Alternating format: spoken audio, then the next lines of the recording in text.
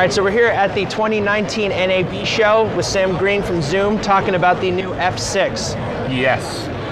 So the F6 is a continuation of our F-Series, and we've maintained all of the things that are important: our F-Series preamps, our F-Series timecode generator, multiple power options with automatic switching. So in this case, AA batteries, a USB-C port, as well as a Sony L-Series battery. Our first time using that connection, but especially with the small form factor and how portable it can be, it just makes sense to have a battery on there that can power it all day rather than having an external battery.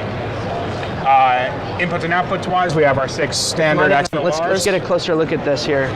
Online output as well as a headphone output.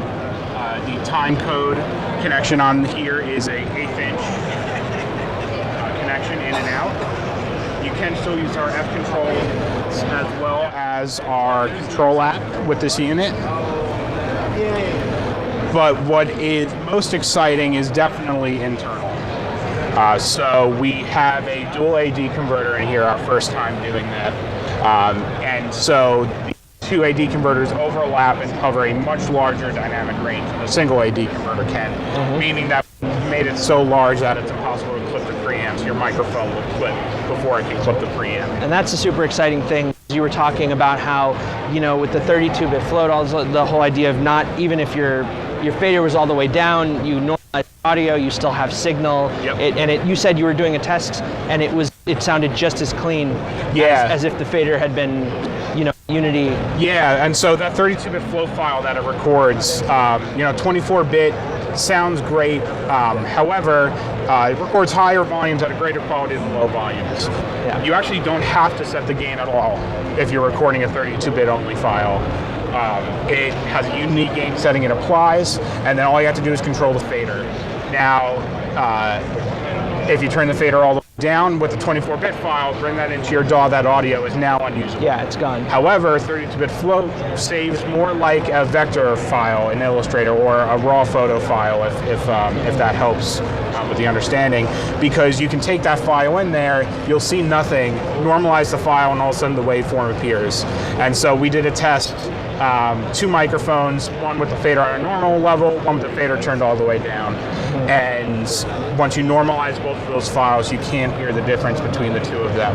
And that's the kind of seeing is believing moment that you can have with this unit. And that's something that will be tough for people to wrap their head around, working with 32-bit files versus working with 24-bit. The idea of all that range that they have, and it's going to be especially like educating post or making sure that post these are coming in 32 if you are sending them, because I understand you can also do 24 as well. Yeah. But making sure they're not rendering it in straight into a 24-bit sequence without properly, normalizing it if necessary, or leveling it a little first, or if possible. It's just great to have that range. Yep. In case of, all the things that can happen. Yep, and it's important to note, all of the major DAWs already support 32-bit float. We're not introducing something that your software isn't going to be able to handle. As long as my microphone was plugged in, it doesn't matter, and I hit the record button, it doesn't matter what I did, there's going to be audio in there that is completely usable without clipping or anything. So that's exciting. That's super exciting. The one question, I know some people were worried about having timecode on like a TRS jack instead of a BNC. Was that for space saving reasons? Mainly for space saving reasons.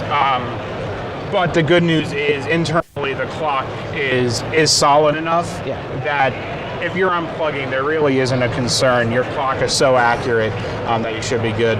And commenting more on the form factor and bag design, we're very aware that we're not talking about a traditional bag where we're worried about all the wireless and everything.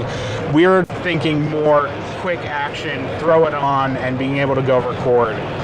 Go record this quick. The benefits for recording explosions alone are mind-boggling, because there's just so much having an explosion that we're not listening to in whatever 16-bit end-up render we're probably listening to in whatever format. And so often you end up needing to use multiple microphones with multiple gain settings to make sure you capture the loudest and the quietest in full quality. But one microphone going into a dual AD converter with 32-bit float it will capture the entire thing just fine. And that's fantastic. Thanks so much for giving us your time. I'm really excited to see how this pans out. When is this looking at release? So we should be shipping in June. And we'll be releasing full information on the unit, the manual, all that kind of stuff, as well as the pricing in May.